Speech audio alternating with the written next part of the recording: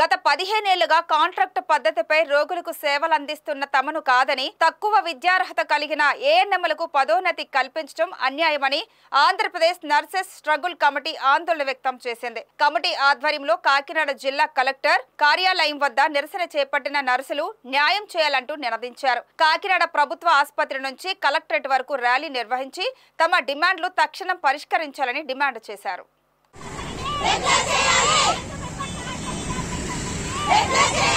ఈ సందర్భంగా కాంట్రాక్ట్ నర్సుల సంఘం ప్రతినిధులు వరలక్ష్మి, పావని మాట్లాడుతూ చంద్రబాబు ముఖ్యమంత్రిగా ఉన్నప్పుడు తాము కాంట్రాక్ట్ పద్ధతిపై విధుల్లో చేరామని, గత 15 ఏళ్లుగా కాంట్రాక్ట్ పద్ధతిలోనే పని చేస్తున్నామని వెల్లడించారు. అయితే ఇటీవల ఏఎన్ఎంలకు పదోన్నతులు కల్పిస్తూ ప్రభుత్వం 115 జీవో విడుదల చేయడం అన్యాయమని వాపోయారు.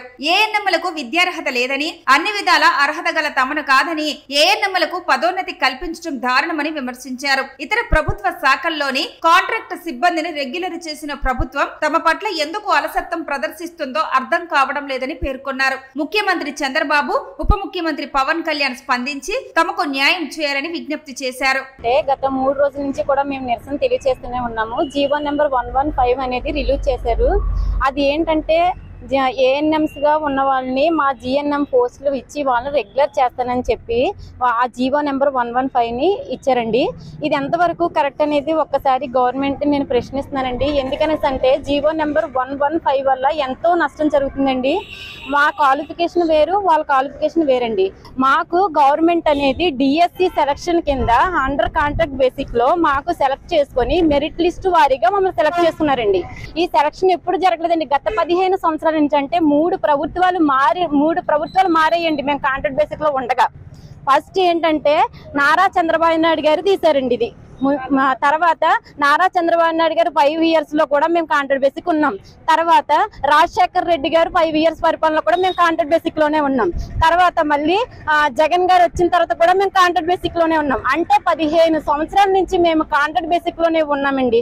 ఎందుకంటే ఎప్పటికైనా తీసిన ప్రభుత్వమే మమ్మల్ని రెగ్యులర్ చేస్తుంది కదా, అలా చేయకుండా ఉండదు కదా అని చెప్పేసి మేము ఉన్నామండి. ఏ రోజు కూడా మమ్మల్ని చెయ్యండి సార్ అని మేము ఎవరిని బ్రతిమాలేదండి, ఎవరిని నిరసన తెలియచేయలేదండి.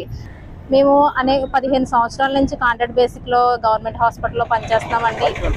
అయితే మాకు రెగ్యులర్ నోటిఫికేషన్ అనేది లేదు. 2010లో రెగ్యులర్ నోటిఫికేషన్ ఇచ్చారు. అప్పటి నుంచి ఎటువంటి రెగ్యులర్ నోటిఫికేషన్ అనేది ఇవ్వలేదు.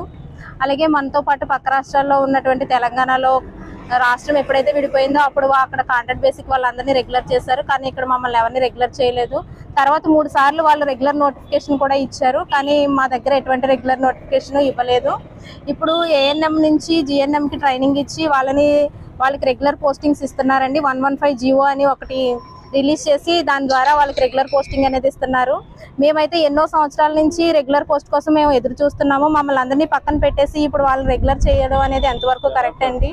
ఆల్రెడీ వాళ్ళు గవర్నమెంట్ పోస్టింగ్స్ లో ఉన్నారు. అలాంటి వాళ్ళకి మళ్ళా గవర్నమెంట్ పోస్టింగ్స్ ఇవ్వడం అన్నది ఎంతవరకు కరెక్ట్ సార్? ఒకసారి మీరు ఆలోచించాలని మేము అడుగుతున్నాము.